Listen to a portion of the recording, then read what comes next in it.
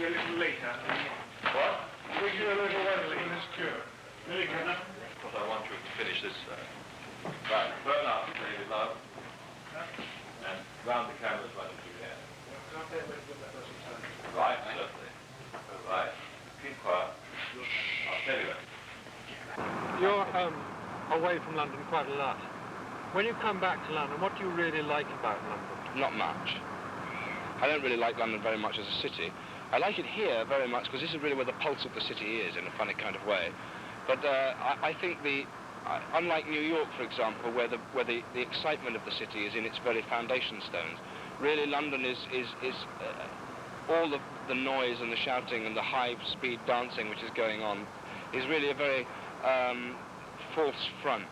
And basically, I think London still has a tremendous amount of that quality about it. It's only layers on top which are trying to make it interesting. One more question, please. After being lauded as London, the swinging city, we're now being labelled more the permissive city, the permissive society. Do you think this is true?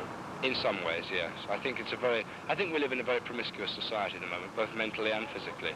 Much more mentally than physically, though. I think most Western societies are pretty promiscuous at the moment, physically. I think certainly this is a mentally promiscuous society, and one in which mental conquest is much more important to people than physical conquest, because physical conquest is far too easy.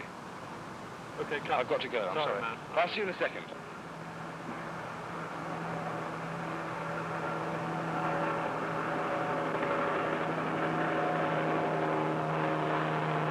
Right, stand by and must rehearse.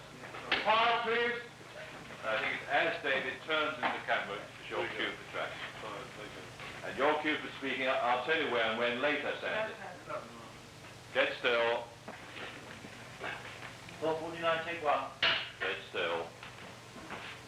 Keep clear of the perception, lady. Action, David. As a matter of fact, I've got the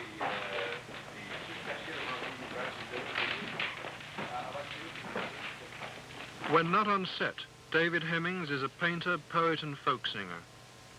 Now, after playing the young London Cockney fashion photographer in Antonioni's film Blow Up, he has become identifiable as a modern-day James Dean, a comparison about which he himself has no regrets.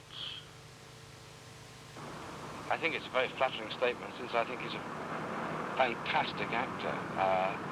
I don't think you can say too much about James Dean in terms of what he would have progressed to be.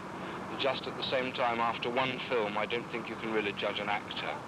And after all, although I have done a great many more films than Blow Up, really and truly, this is the... Ready? All right, this is the first film that the public have managed to sort of grasp me with. But I think any judgments after one film are slightly premature. I think we have to wait a year before any kind of statements can be made about what I... This label, in fact, was a result of the part that you played in Blow Up, and yet this wasn't really you, this part, was it? No, it wasn't. It was a specific characterization, not of a specific person, but of a specific kind of person, which I think, and I think Antonioni thinks, represents the kind of people that one is likely to meet in and around London, who are making the news and making the wave, as it's so ineptly called, happen. So what were the main differences between you, David Hemmings, and the part you played in Blow Up? I don't think I'm as lethargic a character as that particular character. Right, okay, I'm right with you. I don't honestly think that he's a man of really great ingenuity, and I think I am. I don't mean ingenuity in terms of talent. I mean, I like to do a lot of things, and I like to try and fill my life with as much time as possible, and his time was taken up really taking a good place on a bandwagon that had been created for him by other people. And this is what confused him as a person, I think.